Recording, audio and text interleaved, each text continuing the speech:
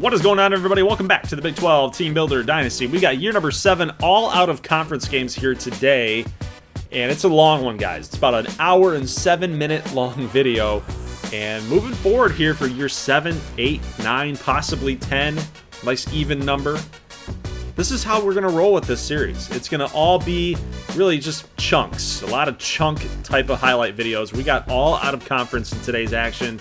So we'll be done through week 5 at the end of this video. So there's a lot of action to cover, a lot of things to talk about here in the Big 12 Team Builder Dynasty. All right, so we got Florida and Midland State here kicking off our action here tonight, the Cowboy Classic or the Cowboy Kickoff.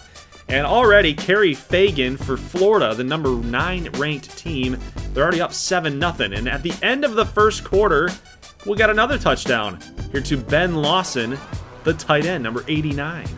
7 of 8 for Tony Smith. He looks like he might be a problem here for Midland State, but you know what? Florida might have a problem of their own. It's containing Claude Gray, but yeah, you know, so far you got to give him credit. So far he has been held in check, held off the scoreboard. About a minute 35. Colton Yo making this reception up the middle for 15. 55 seconds left to go here, and Claude Gray's got blockers out in front. That's a really good job. It's nice play design.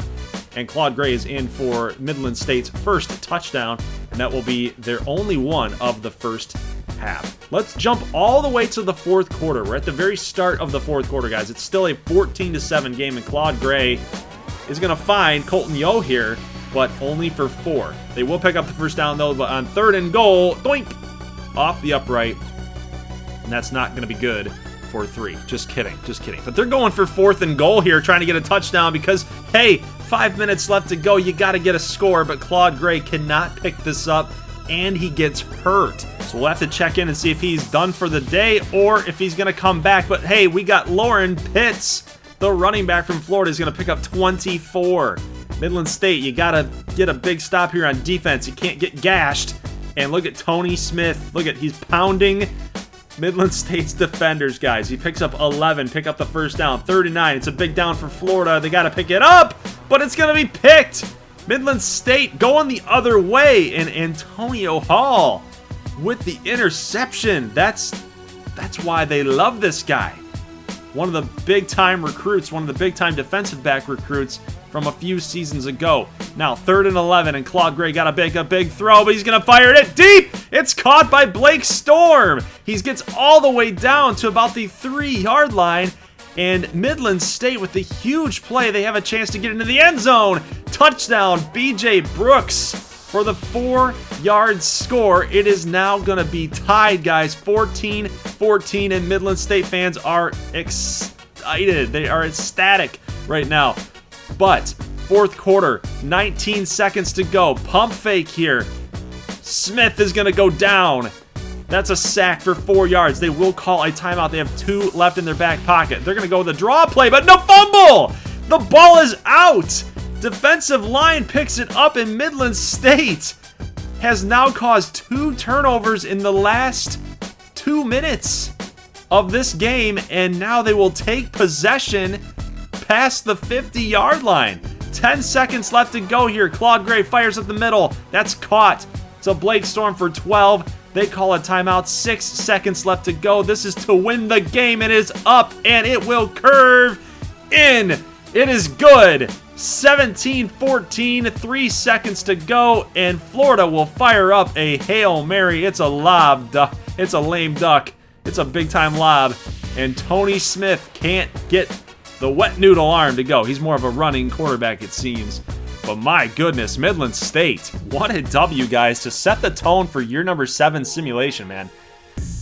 What a game! What a game! I can't get over that game. That was an awesome turn of events. 2 turnovers in the last few minutes to take the win, to steal the win away from Florida. It's nice work.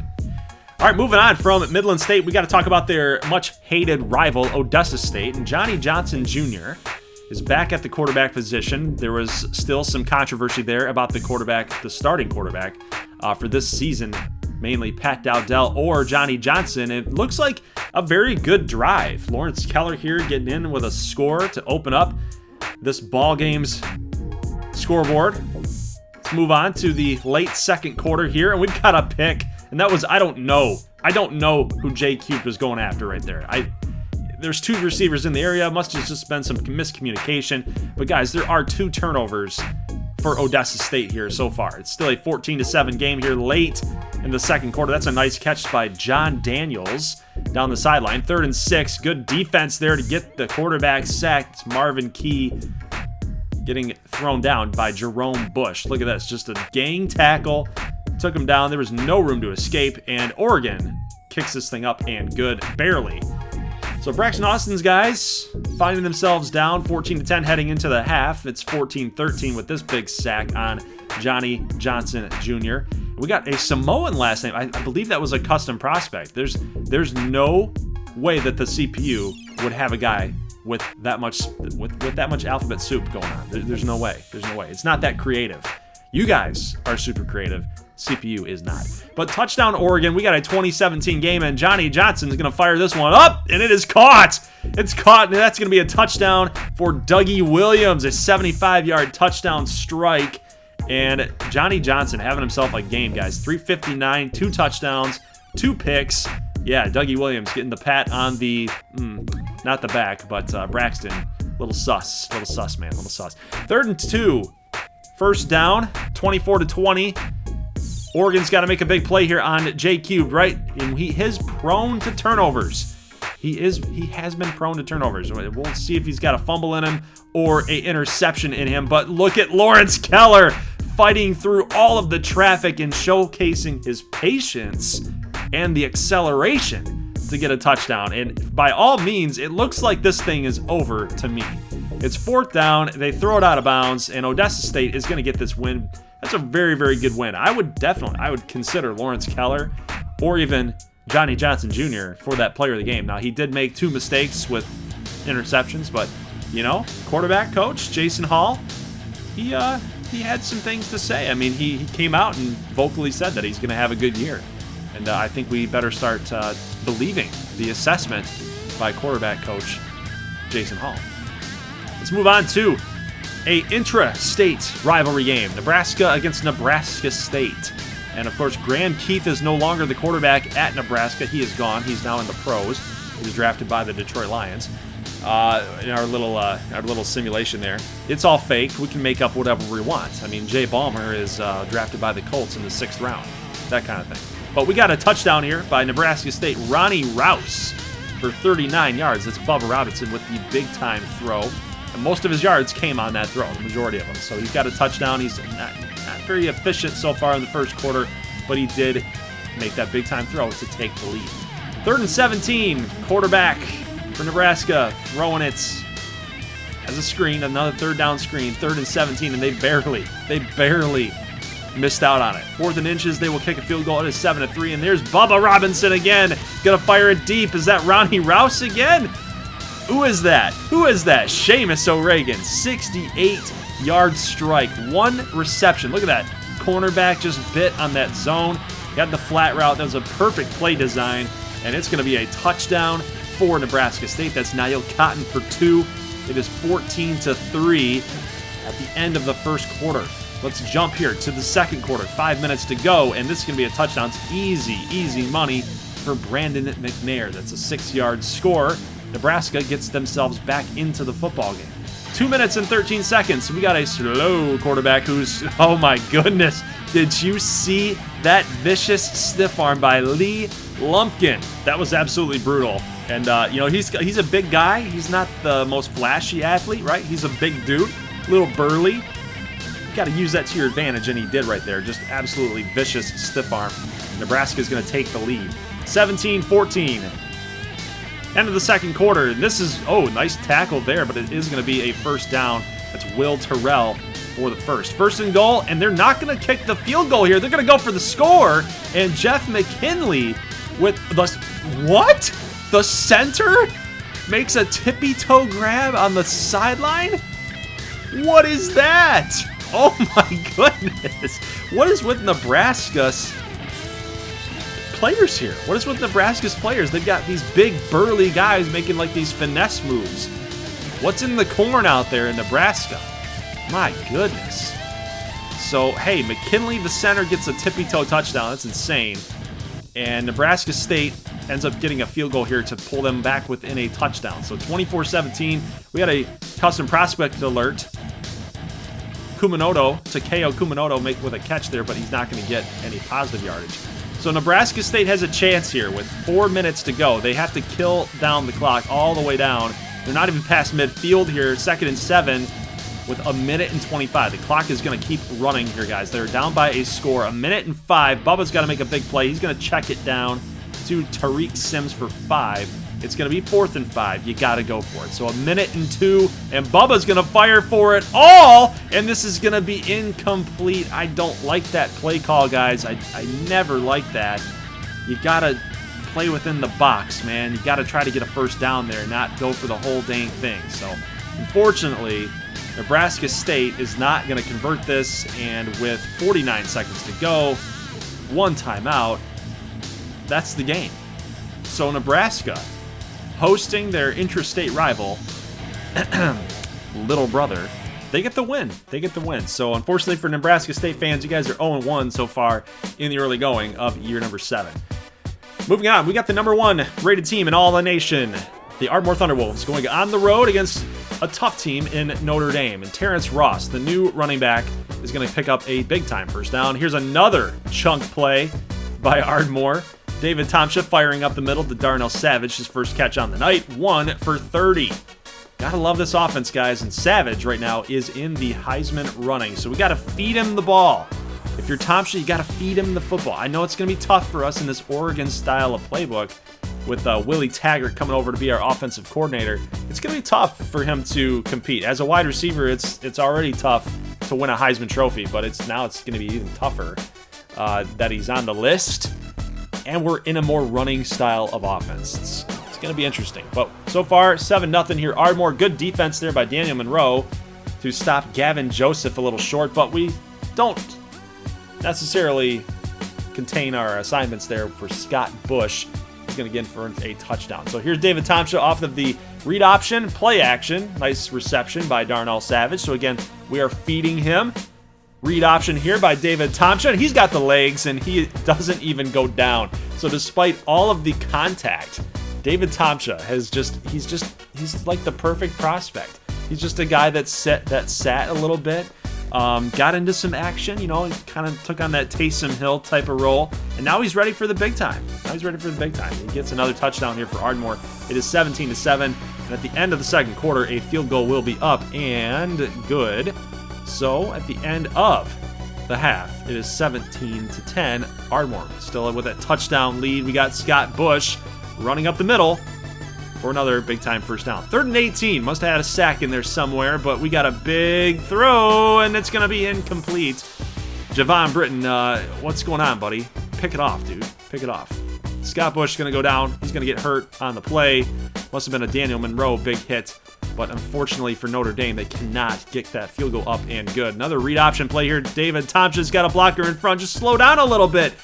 Man, he's so hard to tackle. And then look at that little flip at the end of that. Flip the football back to the defender. I like that. If you just let McLean in to help him block, he would have been in. But look at Tomsha go, man. He gets all the way to the 1-yard line. And Terrence Ross gets in for the score. This Ardmore offense, it's something to behold. It changes every year. We're more running style in year number 4. We're a more passing style in year 5. It's crazy. So it's just, it's always changing. Defenses, they don't know what's up. They can't predict us every year. 4th and inches, and this will go up and good at the end of the third quarter. It's now 24-20, so this game isn't over by any means, any stretch of the imagination. Huge reception there by Taylor Edwards. He spun off a tackler, so not good defense by Ardmore to wrap him up. But Gavin Joseph here, good defense there. David Dunn dropping him for a 5-yard loss. 3rd and goal. This is the backup quarterback, guys, Stephen Williams. So Bush has just not come back into this game, even in the 4th. So good tackling, good sack, good pressure by Ardmore's defense. And we've been holding Notre Dame to a lot of field goals. But again, this game is not over. We got Terrence Ross here. And we've got good blocking out in front. And he's got one man to beat. He busts off the tackle. He busts off another. Can he keep going? That's 4 missed tackles, touchdown, Ardmore. Huge run by Terrence Ross. Goes all the way to the house with that speed. My goodness, we got the blockers out in front, and let's count the missed tackles. We got 1, we got 2, we got 3, and we've got 4. 4 missed tackles by Notre Dame, and they just can't catch him. Huge touchdown by Ardmore. We got a 3rd and 6 situation for Notre Dame, and they are not going to complete the pass. That's going to be incomplete. They will end up punting the football here with an 8-point deficit. It ends up working out for him here as 3rd and 20. Ardmore's got to make a big play, but nice catch. Nice catch by Josiah Pompeo out of the backfield. But hey, it works out for Notre Dame. They get the football back after calling timeout. 2nd and 10. Big time bomb to the right, and that's going to be incomplete. Josh Miller with the coverage. They're going to sweep it here on 4th and 1, and nice tackling by the Ardmore Thunderwolf defensive line. Look at that pressure there, getting the penetration, and Tremaine Young fist pumps it for a W. I love to see it, guys. Terrence Ross, the player of the game, 14 carries, 152 yards, and a lot of touchdowns. My, oh my. Woo! Out of conference, week 1 is in the books, and it was a doozy, guys. Let's take a look at some of the box scores here. Of course, Nebraska State ended up getting a loss, unfortunately for them. Bubba made some mistakes in that game, and I think they just couldn't overcome it. It's been kind of the story for Nebraska State. When Bubba makes mistakes, they usually lose, right? Well, we can't win them all. Our teams can't win them all, not every week, but Ardmore was able to get the W. Midland State had a really dramatic win. Ardmore put the thing away with Terrence Ross's big-time run and good defensive play. But Claude Gray might have been the story of that game. I feel like Claude Gray was the story of Midland State's win, despite some other big and key performances on defense with Antonio Hall and the defensive line with that fumble. I still think Claude Gray really stepped up in his first year as a starting quarterback. So good win by both Ardmore and Midland State. Camu, Anthony Wilkerson, an athlete switching over to quarterback. He's the starting quarterback. Didn't have that great of a game passing through the air, but through the ground he was pretty decent. They got the W anyway over Troy. We saw this game, Odessa State against Oregon. That was a nice W. It's a really nice W. Doug Williams obviously taking the cake on the receiving end as a good performance there for Odessa, but Oregon's again no slouch. So good W by Odessa State. Shreveport moves to 1-0 over ECU, and Stephen Bryant was the guy that got the majority and the bulk of the usage there in week 1. Their quarterbacks, they actually made a quarterback switch. I don't know if that was through injury or if that was just because Shotgun Smith and Junior Cash were both terrible. They got to get that cleaned up here moving into week number 2 and the rest of out-of-conference play. You got to use these out-of-conference games as a way to warm up for the Big 12 conference games. The conference slate is, as you guys know, very, very tough. Every Big 12 team is one to be reckoned with. All right, moving on here to week number 2. ACU, finally, we get some ACU action here, guys, and we've got Jeff Henderson's first game as ACU head coach, and right now they are down 3-0. Orpheus McConnell, the quarterback for ACU, he's actually in the Heisman race this season. I think that's due to overall alone. He hasn't really shown a reason why you would root for him to be a Heisman candidate, but so far, hey, I'm wrong. I mean, he's 7 for 7 for 51, and this is a big catch, big touchdown catch, and look at this strike. Orpheus might be taking the next step here. He's looking a little like Jed Carmichael, right? That nice little sling action that he's got going on. So maybe Jeff Henderson kind of taking a piece of Jed Carmichael's game to Orpheus McConnell. Orpheus has been kind of a guy that's been in simulation running a whole lot. He hasn't been, he's not been very effective throwing it, in my opinion. So we'll see how this is all going to pan out for him. We can see he's utilizing his legs here, busting off one tackle. He's going to bust off a second, and he's still not down. He gets out of bounds. 3rd and 6. We're already in the third quarter, guys, believe it or not. And we got Orpheus trying to, he slides right into his man there. 2nd and 7. Little handoff here, and we've got a first down. That's too easy. Hassan Bonner getting the start now. He is the starter. He's no backup to David Danowski. He's now in the pros, and we got a throw out to the left, and this is going to be picked off, and I'm not too happy about it. I'm actually a little impressed because that was real bad. That was a real bad throw by Orpheus McConnell. Here's a screen pass on 3rd and 4. Go figure. CPU loves the third down screen. 3rd and 11 here, 4th quarter, and we got Orpheus. Wow, what a throw.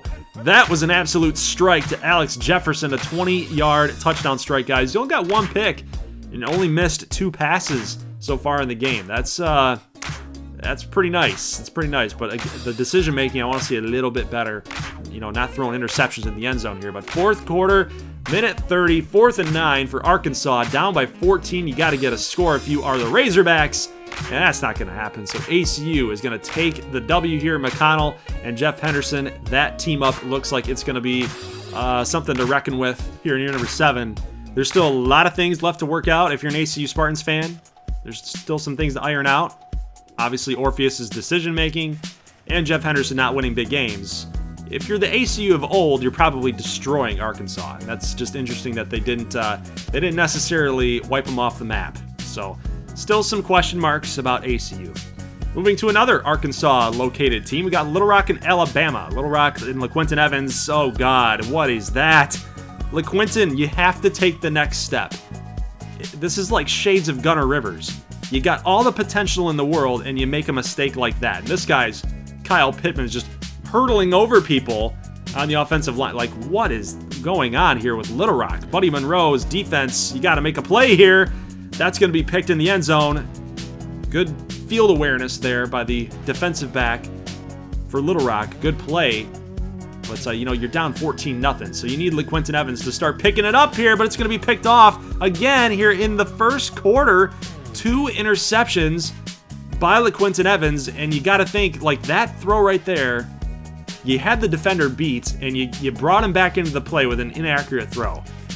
You know, and if you're Little Rock, this is something that it's not acceptable. It's not acceptable right now. So you got a team that has a ton of talent all over the board.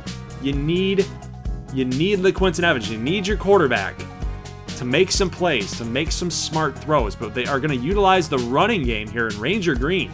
That's really nice ball carrier vision by Ranger Green, but look at this. Oh my God. Demarion Foreman. Yeah, Demarion Foreman. You guys remember Demarion Foreman? He was a recruit at one point that Big 12 teams couldn't grab. And look at this pass here by LaQuinton Evans. It's going to settle for a field goal attempt here. That's going to be good. It is 24-10. We're not even out of the second quarter, guys. We've got Little going to bust off this sack and then a throw to the end zone. That's going to be picked off as well. So, hey, that's actually 2 picks. 2 interceptions here by Little Rock's defensive back crew. And again, just a little lazy pass to Jason Wilson by LaQuinton Evans. You gotta have a little bit of force here. Field goal attempt is actually going to be no good. And it's 24-10 still as we go into the third quarter. This is a nice pass, though. Nice over-the-top throw to Jason Wilson. Got to get a touchdown here if you're Little Rock. We got Seth Williams going to find himself into the end zone for 14.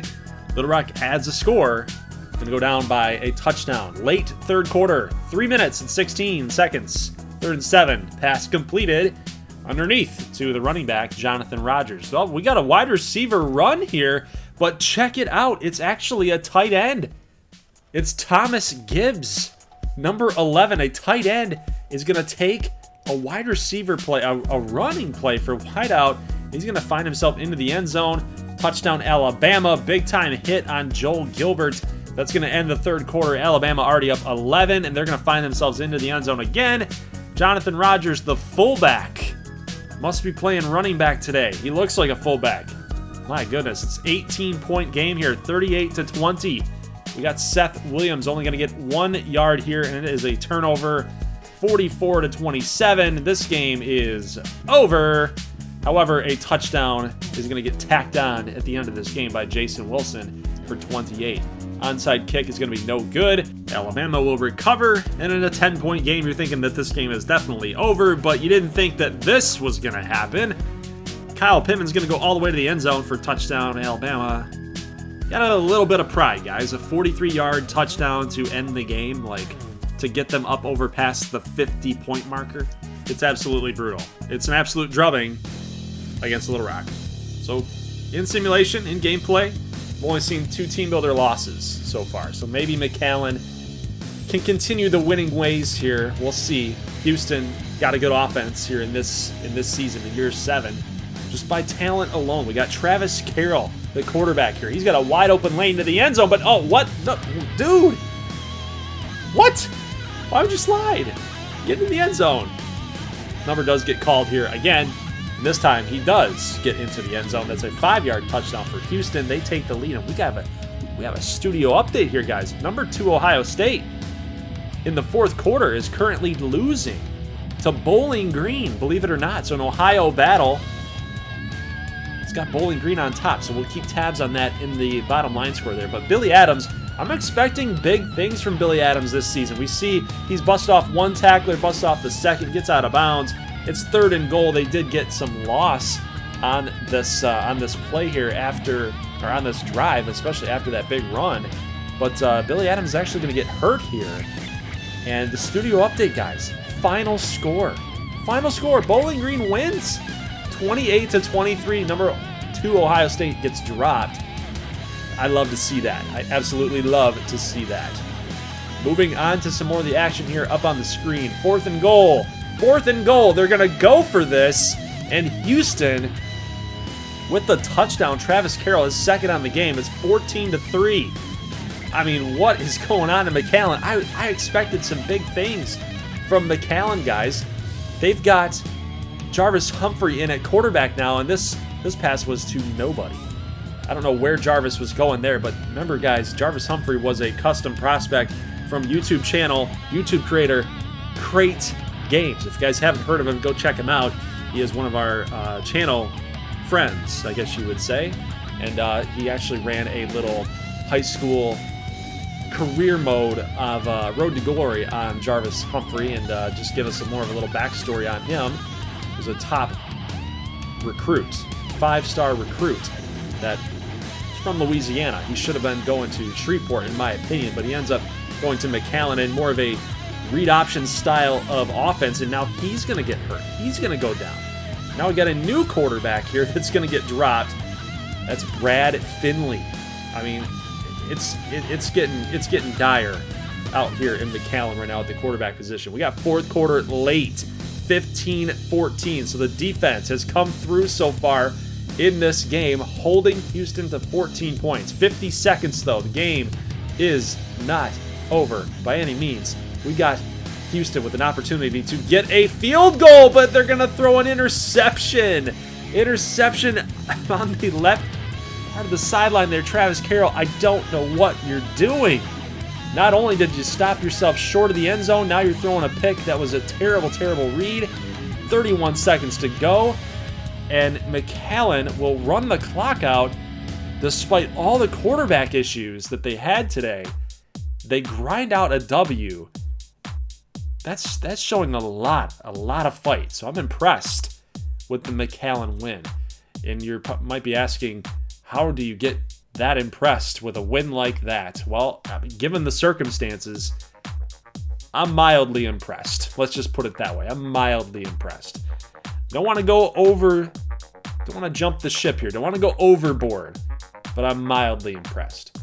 Camu BYU. This is a pretty cool matchup in my opinion. Got some pretty sweet jersey combos here. I love the blue pants on BYU and those awesome throwback type of uniforms with Camu. But hey, Camu might look good, but they have not been playing good. They have not been playing well in these past few seasons, even dating back to year number 3. So it's been a while since Camu has been relevant, has been a good football team. But they have a new change in program direction. They've got a young quarterback here in Anthony Wilkerson, an athlete who changed to quarterback, but his awareness level probably not that great right now. Running into the sack, we got a 14-3 game as Josh Ross is going to get into the end zone again. He had a big-time touchdown off another run for him earlier in the game, and we got a deep throw to the left here. Wilkerson's going to get picked off on a 3rd and 16. That's just not a good decision by the freshman, the true freshman quarterback here. You can't do that. Double coverage, you're already losing by, a pretty significant margin here. I mean, I know Camu comes back a little bit. It's 14-13, but, you know, this late here in the second quarter, you can't make that kind of mistake, allowing them to come back down the field and get more points up on the board. James Blanco with the touchdown catch. We got Wilkerson, nice throw here to the right, 30, 20, all the way to about the 13-yard line. That is Roy Hall with the big-time reception for 49. You got 12 seconds to go here. Wilkerson, oh, he's making moves. I would have liked to see a little bit of a juke move there. You are an athlete, man. Let's go. But 5 seconds left. They're going to call a timeout. They'll settle. They will settle for the field goal, making it 21-16. Third quarter, 3 minutes and 45 seconds. So we got a screen pass to running back.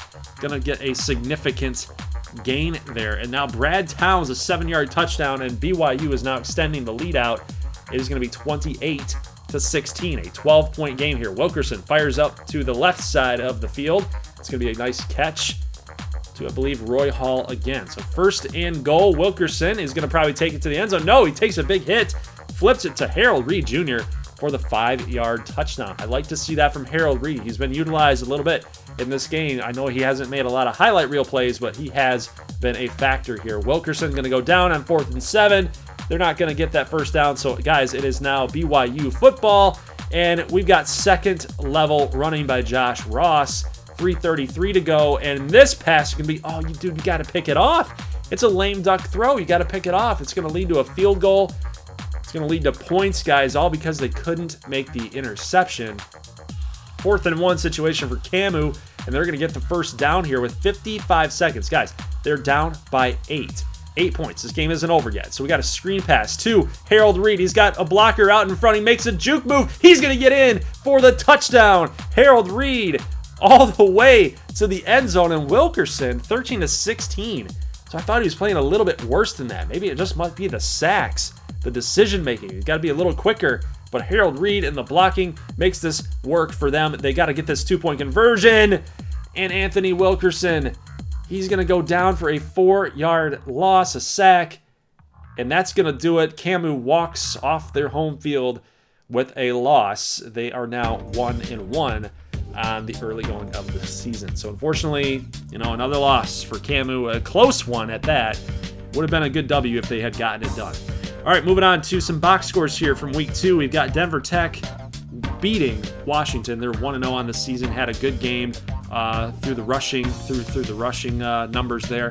We got Nebraska State getting a win as well, so they moved to 1-0 over Middle Tennessee State. Now Cotton, 20 attempts for 95 yards, had a touchdown to Rust.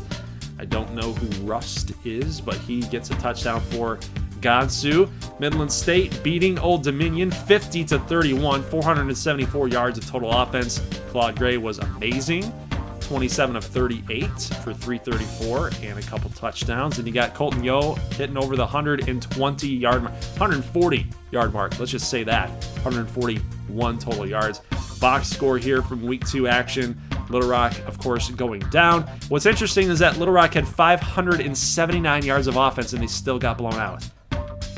It's the turnovers. It's the turnover. Look at the numbers. 450 for LaQuince Evans, 32 of 48. But it's just the turnovers. I mean, look at the receiving yards. 10 for 140, 6 for 168. Something's up. Something's up in Little Rock. They got to get it. They got to get it turned around here pretty quickly. They got all the makings for a good season, but you got to execute now. It's all about execution. Arkansas loses to ACU. We saw that game live. Amarillo gets a win here over Missouri. They're actually outgained by 81 yards, 444 to 363, but they had 4 turnovers. Mizzou did 4 turnovers. Justin Davis, 6 touchdowns. Yeah, 6. No picks either. Great production out of the 5-star quarterback. Amarillo, a lot of people's dark horse type of favorites here this season. They might be up to something. Got to get a little bit better on the completion percentage, though. 57 some odd percent for Justin Davis. Got to do a little bit better in that department. But 6 touchdowns is really efficient in the red zone. All right. McAllen squeaks by Houston. Number 25, McAllen. They will move up in the rankings, of course, I think probably like 22, maybe 23, depending on who lost in front of them. But, hey, this is a solid win all the way around. Uba gets a W, 328 to 480. 480 yards for Kentucky, and they still lose. And it was a really bad production by Chad Masters. 9 completions. It's terrible. Raul Braga, though, 3 for 28 with 2 of his catches coming into the end zone for touchdowns. So good win by Uba to beat an SCC team. Gotta love that. Camu, we saw this game. This is a heartbreaker. They got that late touchdown. Wilkerson actually was not that bad. 81% completion percentage. Had some good gains on the ground as well. Gotta get a little smarter, I think, with some of the decisions that he made on the ground. When you're facing some pressure, you don't always have to try to scramble out of it. You can throw the football away a little bit, you can do some things, but it's a freshman mistake. Camu, nobody's expecting them to go anywhere this season, but you still would like to see them do just a little bit of something, like to beat a team like BYU, right? You would love to see that, but unfortunately they could not get that 2-point conversion. All right, getting a quick snapshot here at week 3. The one game that we're going to show is Shreveport against Southern Miss. All these other games here that you guys are seeing will be simulated, and of course we will give you the box scores here at the end of Shreveport and Southern Miss games. So this will be the first time that we've seen Shreveport in action, so we got to give them a little bit of love here in gameplay action. So we'll see how this team is going to fare against a Southern Miss team that I would think that they should blow out. It's just my opinion. I think that ground game is going to be something to stress in today's action. You might argue that they need to start slinging it around. You could see, I can see it both ways. Quarterback play in week 1 or week 2 was very, very bad for Shreveport. Shotgun Smith, Junior Cash, it wasn't good. It was not good. So I would expect in order to win the game, you want to run the football. Of course, now being down 7-3, that would be my go-to, and it seems like it is. We got Blocker out in front here. There's a touchdown. Nice run by Stephen Bryant, the custom prospect, and now Shreveport is now back up on top. They've now moved up, guys, with that Ohio State loss. They are the number 2 team in the country. Can you believe that? Number 2 team in the country. Shotgun Smith getting the start here over Junior Cash, and he's 12 of 15, and that was a huge touchdown throw to Chris Culp. Here's a pick off a screenplay, and that's going to go all the way for a touchdown. Shreveport now with 2 turnovers on Southern Miss. Josh Cook all the way for a pick 6, baby. Matt Yates, I don't know where you were going with that throw, but man, it's now 31-7 here nearing the end of the second quarter, guys. I mean, that's a big time play. That's what top 5 teams do, guys. And look at this hit. Matt Yates just got rocked. And that Shreveport defense is just feeling it right now. But look at this huge throw from Shotgun Smith all the way to the right. You got Coach LaDuca calling a timeout here. Smith is going to fire to the end zone. That's a touchdown to Matt Jenkins. Guys, it is 38-7. Remember, we were talking about Shreveport wanting to blow these guys out and expected to blow these guys out. Utilize the passing game if you want a sort of scrimmage. You want to practice the passing game because it was so bad in week 1 and week 2. You need to get your quarterback back with some confidence here. And it looks like, for all intents and purposes, defense playing lights out, you got your quarterback playing lights out, and now you can start utilizing that running game with Stephen Bryant here. Not going to get the first down, but they will kick up a field goal and good. 44-7. They will kick up another field goal in the fourth quarter, make it 47-7, and we got another interception here. That's the 3rd turnover by Southern Miss, and that's Jackson with a pick. Shotgun Smith, nice throw in stride to Chad Culp. I think I called him Chris Culp beforehand, but Junior Cash actually comes into the game to get some time, and this is like the perfect situation for Shreveport. Perfect situation. You come in, you blow a team out, you're able to get both quarterbacks some reps, called some nice vertical passing games, some chunk plays to get that timing back with your quarterbacks. Man, it was like the perfect storm for Shreveport in that game against Southern Miss. ACU is going to beat Kansas State pretty soundly, I would imagine. I mean, you saw the score there, but Ardmore is beating up on Colorado State here as well, 38-14. We'll take a look at the box score. Fenner actually got in the game, but Tomsha was amazing. 2 touchdowns, 86% completion percentage. Josiah Pompeo, 23 for 152. Darnell Savage, not a lot of production there. 7 for 67, a touchdown. 2 touchdowns for J.K. Johnson. And, hey, it's a machine. It's an absolute machine.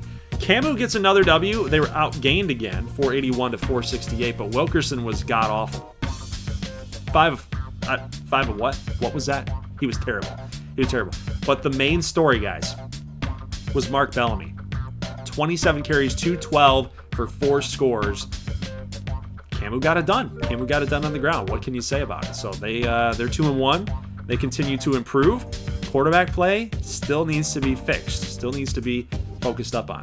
Claude Gray, 377 for 4 scores. Only missed 7 of his attempts here, but Colton Yo was again a boss, 6 for 154. Midland State taking care of business against UL Lafayette.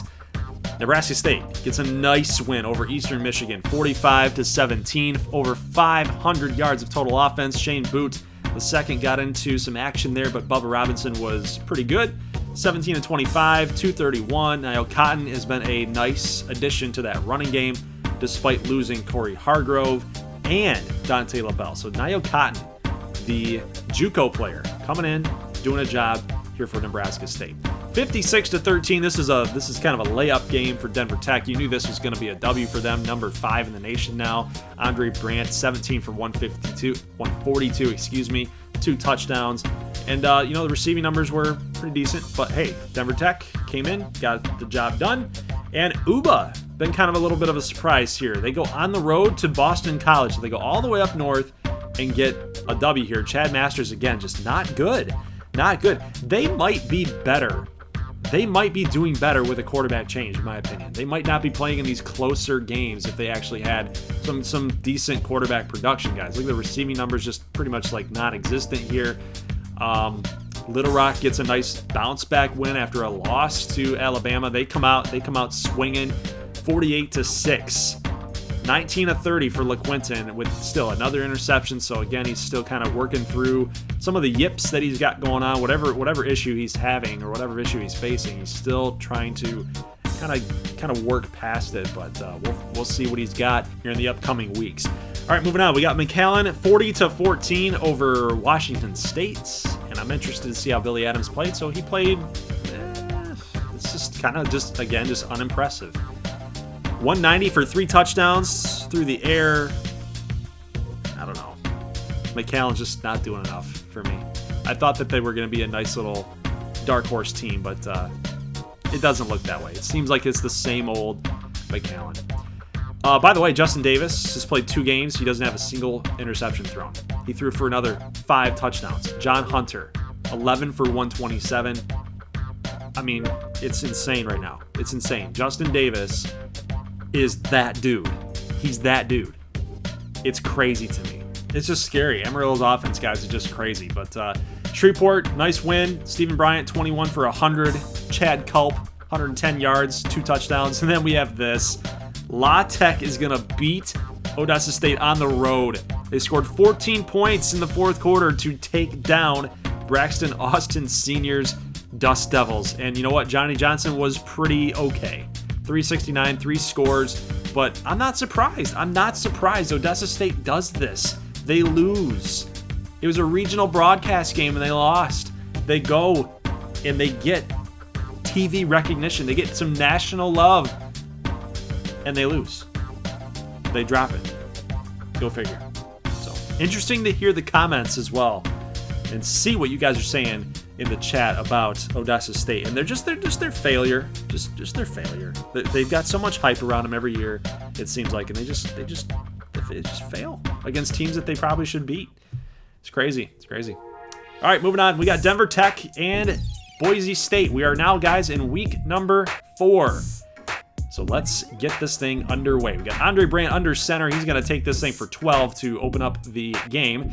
First down and 10 for the number 5 Denver Tech rush, and nice pass by Andre Brandt. This is, again, another scary team for Denver Tech. We got Derek Vincent for a touchdown. So some new faces, some new names, but same production, right?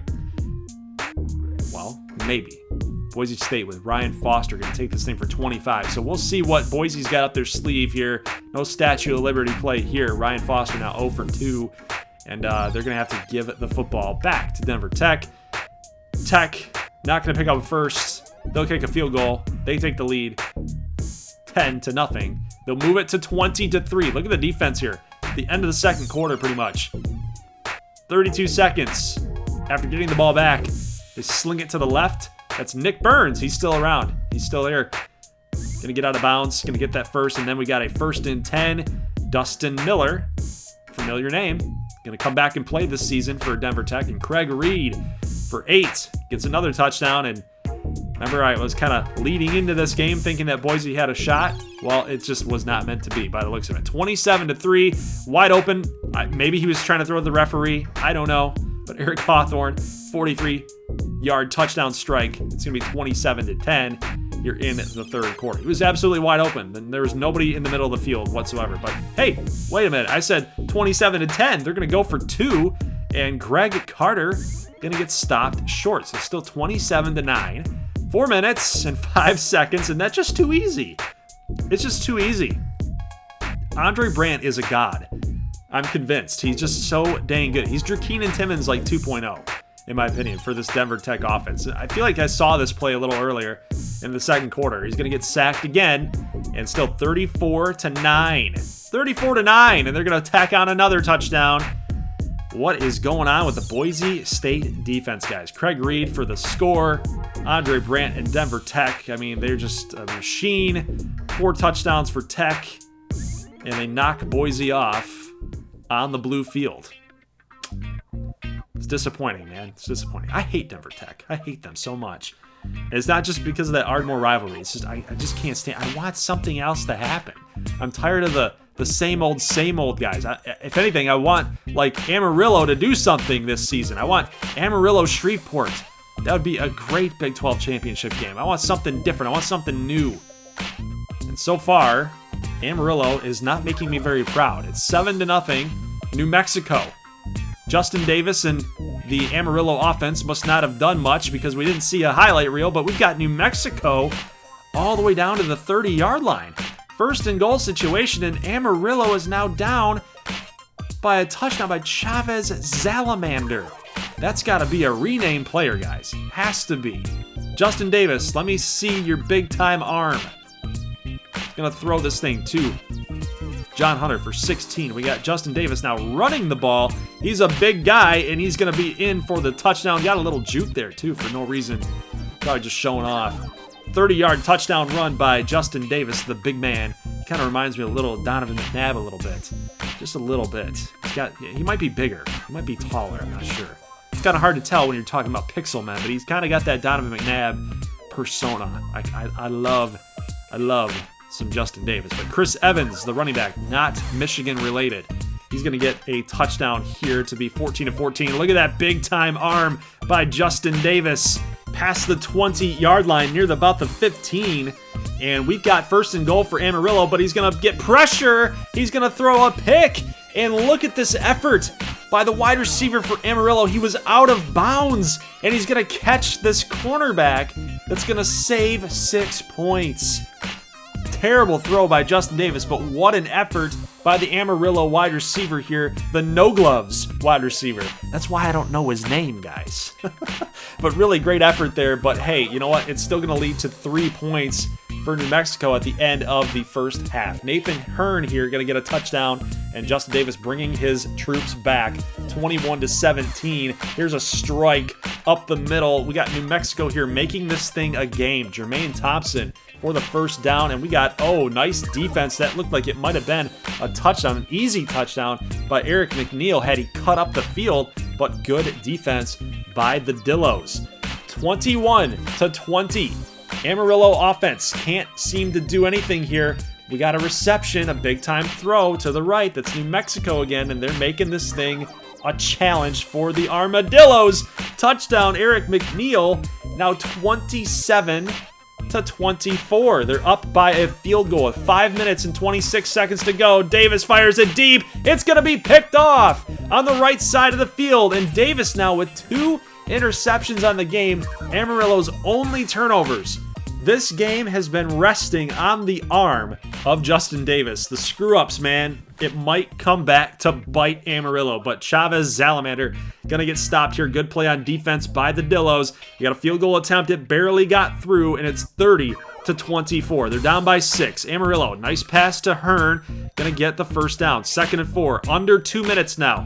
We got Davis busting off the tackler. Can he get to the end zone? No, he will get the first down, though. 1st and goal and a touchdown to Raheem Stewart on the running play.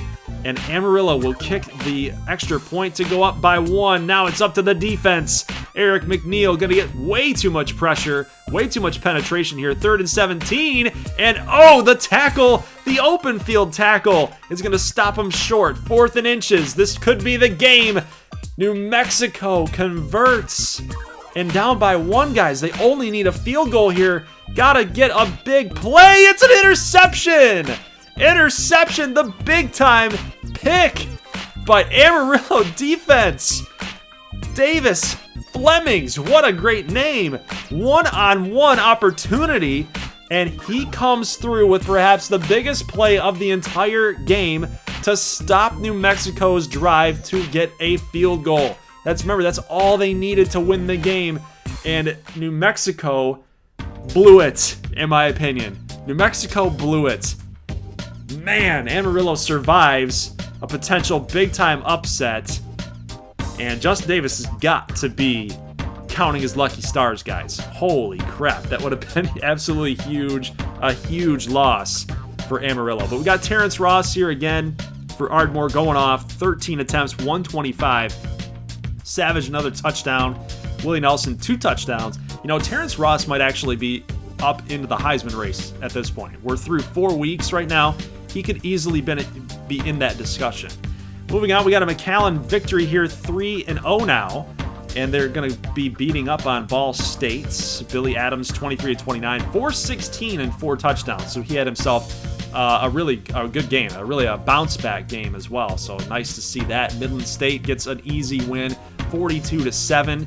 They're still 4-0. They're now a top 10 team here at number 9. And we got Claude Gray. Actually, he had to get kicked out of that game. Must have been another injury situation, but he went 20-30, 275. Gray even had a touchdown on the ground as well. Mays, Brooks, they had touchdowns. Storm, Yo, Wright. It's a scary team in Midland State. You want to know who's even scarier? Probably Denver Tech. Andre Brandt, Nick Burns, Dustin Miller. Familiar names, guys. I mean, it's just a machine out there in Denver Tech. 51-9 is your final score. They beat up on Boise on the road.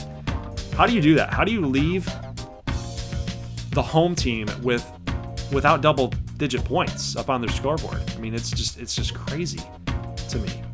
They destroyed Boise State.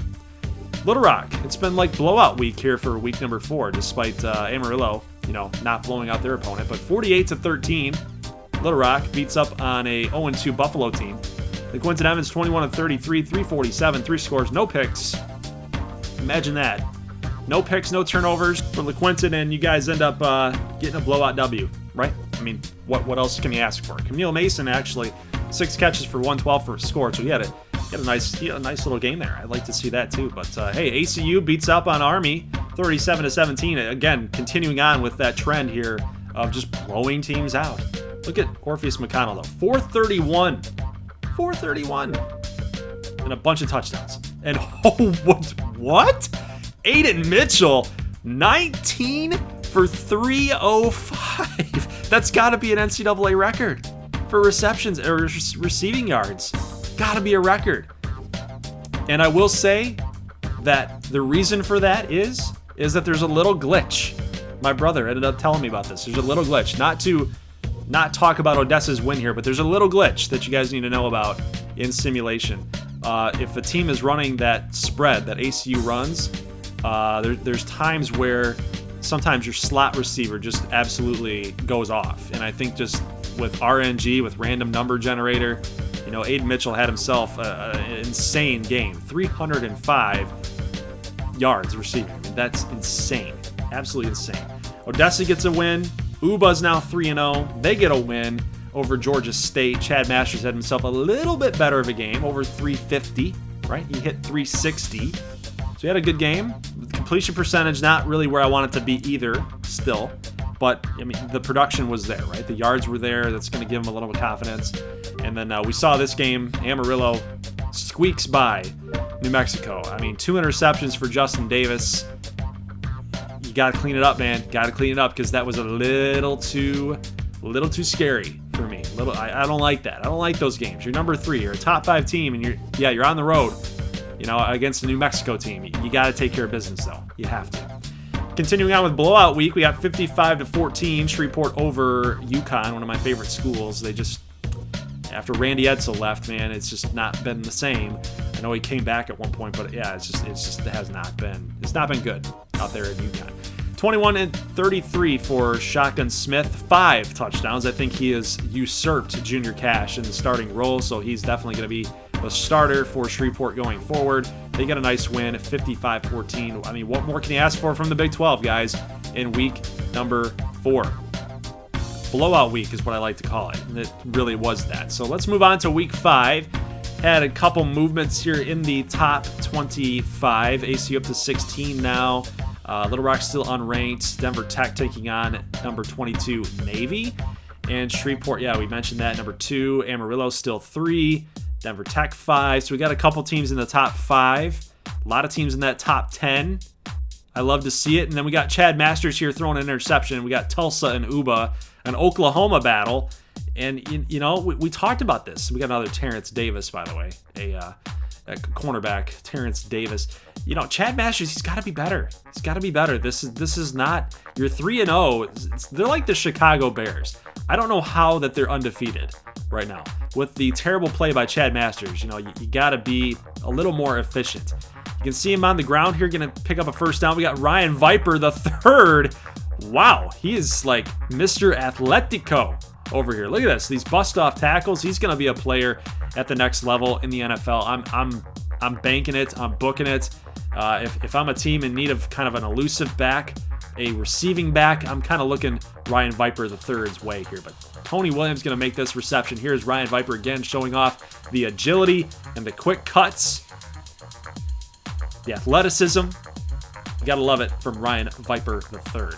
1st and 10, 21-7. So Uba's offense is starting to come alive here, and their defense as well. They're going to settle Tulsa for a field goal. It's 21-10 at the end of the first quarter. Let's jump ahead here to the 3rd. At the start of the 3rd, actually, we got a possible deep bomb here by Tulsa, and it's going to go incomplete. Curtis Heinzer with the coverage. It was 3rd and 10, so Uba gets the football back. We got Masters rolling out of the pocket here. He's going to fire deep. Oh, nice pitch and catch here, and all the way down to about the 9-yard line. That's Chris Hurst with a big-time pitch and catch. And then look at this little play. Nice job, Chris Hurst. Wow, that's a nice little tandem there. We got Chris Hurst and Chad Masters teaming up together, both on those big plays for Uba. Unfortunately, they can't get a first down here in the 4th quarter. They'll kick a field goal up and good. 34-10. This is definitely a blowout. Again, just continuing on. We're now in week 5, but it's continuing on the trend from week 4. We got a potential bomb here by Chad Masters. I love to see it, Chad. Keep it up, baby. Big time throw to Tony Williams. It's a 40-yard touchdown. It's 41-10. And a screen pass, fumble, all the way to the house. That's a scoop and score, baby, for Uba. And this is the Uba of old. This is the Uba from the Bryan Street era, guys. Blowing a team like Tulsa out. You love to see it. You love to see it. I want to see Uba come back a little bit. That'd be a great storyline for this program, is to start seeing some trajectory upward. They fall off, and now they're coming back. They're like Michigan State. They're like Michigan State with Mark D'Antonio, right? When he took over, they weren't really doing much. Then he brought them back up to pretty legitimate relevance. Now the program's kind of started to fall off a little bit. They kind of remind me of Michigan State. It's kind of a good comparison, but am I rooting for him in that sense? Yes, but am I rooting for him when Ardmore has to play him? No, definitely not. Moving on, Camu.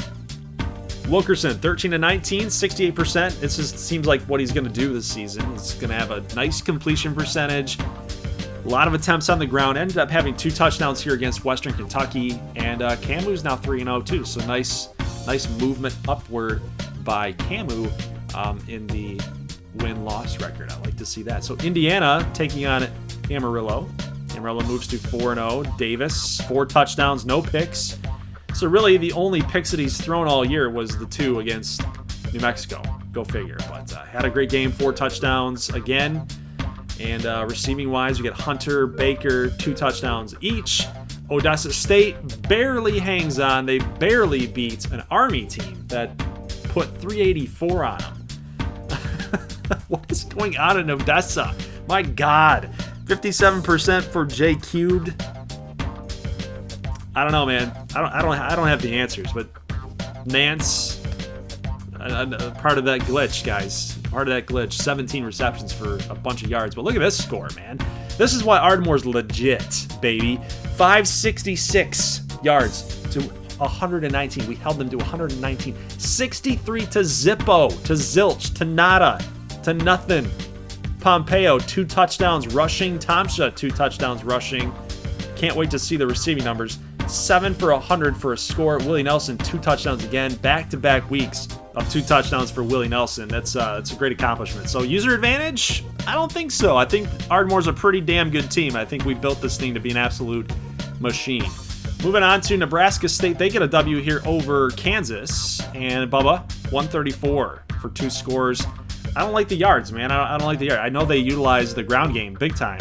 Rust, 13 for 113 and 2 touchdowns himself. But I want Bubba Robinson to do stuff. I want him to do a little more than what he is. It's kind of disappointing. It really is. I want Nebraska State to be something like, I want them to be a machine too. I really think that they deserve it.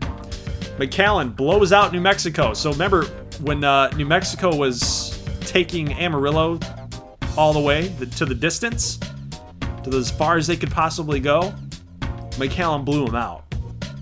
Just kind of interesting, little interesting tidbit. So are we really saying that McAllen's better than Amarillo?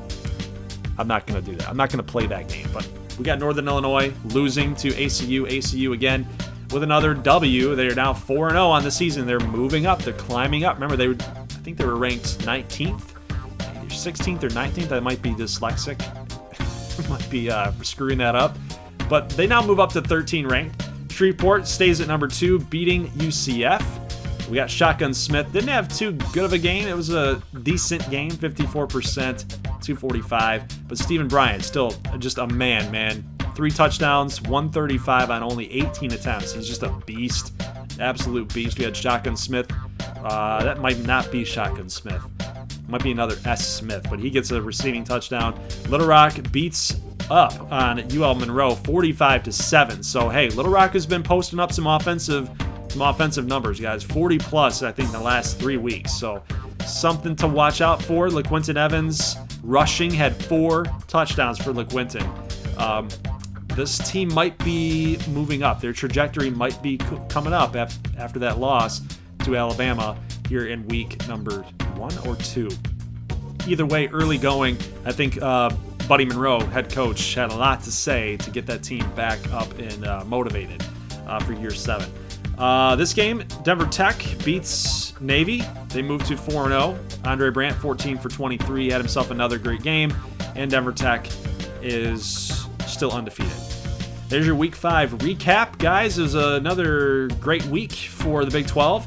Taking a look here at the top 25. You got Ardmore, Shreveport, Amarillo.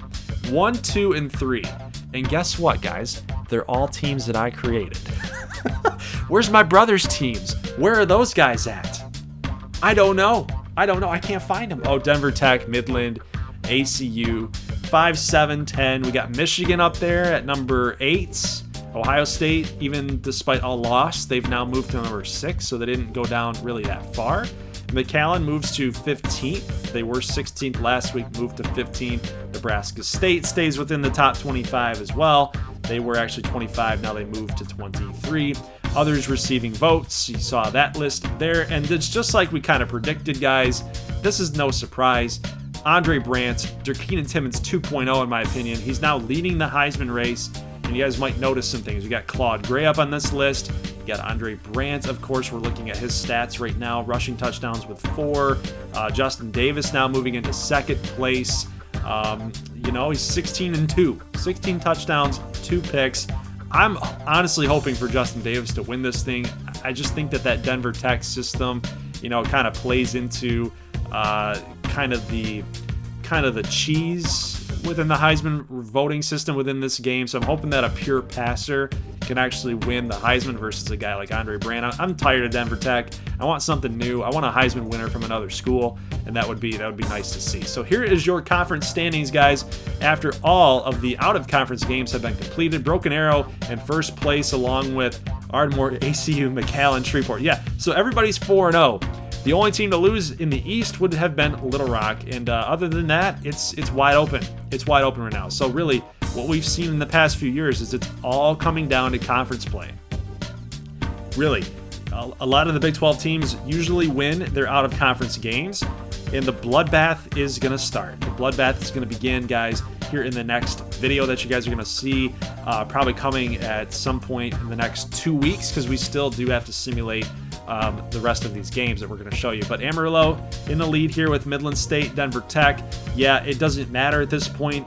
I mean, it's still important. The fact that some of these teams, or half that division has 1 loss and half the division has no losses there, but it's still important when you consider that there's going to be a lot of movement once conference play hits. Anything can happen. It's still all wide open here in the Big 12. There's your Week 6 look at the opening games for conference play, guys. You got Nebraska State and McAllen, Odessa State, Little Rock, Midland State at Ardmore, so a rematch of the Big 12 championship game from last season.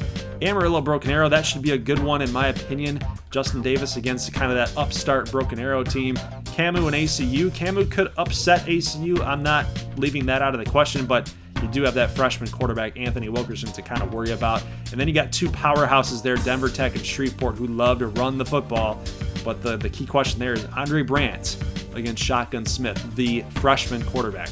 Interesting matchups all the way around here in the Big 12 for Week 6, starting in conference play. Guys, leave a like if you like this thing. A long video. Appreciate you guys watching.